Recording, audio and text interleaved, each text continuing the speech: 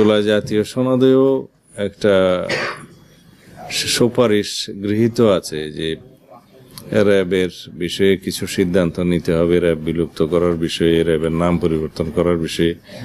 কিন্তু ওগুলো সব রাজনৈতিক সমঝোতা, কিন্তু বাস্তবতার নিরিখে আমাদেরকে সিদ্ধান্ত নিতে হবে।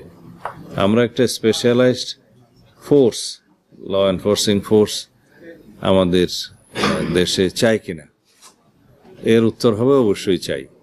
তখন আমরা সেটা কি আদলে রাখবো, তাদের জুরিসডিকশন কি হবে এবং তাদের অ্যাকাউন্টেবিলিটি কি হবে, তাদেরকে কিভাবে আমরা ট্রান্সপারেন্ট রাখতে পারি এবং সর্বোচ্চ সেবা গ্রহণ করতে পারি, এগুলো পরীক্ষা নিরীক্ষা করে আমরা এই বিষয়ে সিদ্ধান্ত নেব।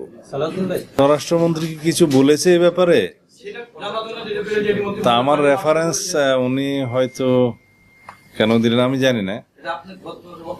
না, আমি তো এই বিষয়ে ইতিপূর্বে কোনো বক্তব্য দেইনি। দিয়েছি কিনা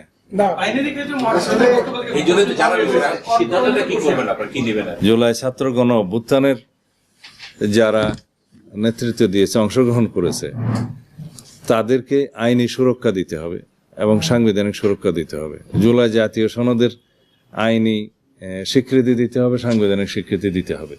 এই সমস্ত অঙ্গীকার আমরা সই করেছি এবং অঙ্গীকারাবদ্ধ হয়েছি। তার আলোকেই আমরা যা কিছু সিদ্ধান্ত নেব।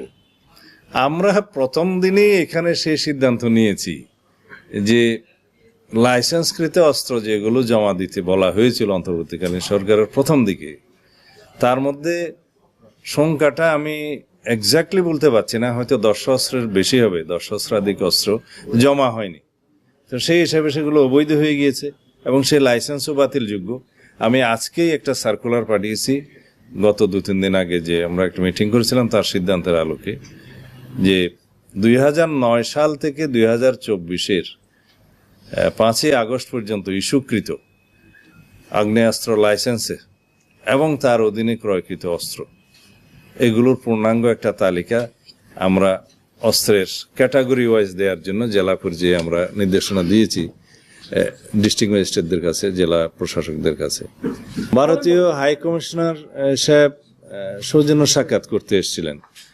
এগুলা নতুন একটি সরকার প্রতিষ্ঠিত হলে তাদের সাথে হাই কমিশনারগণ বা অ্যাম্বাসেডরগণ সৌজন্য সাক্ষাৎ করে থাকেন, এটা তারই অংশ।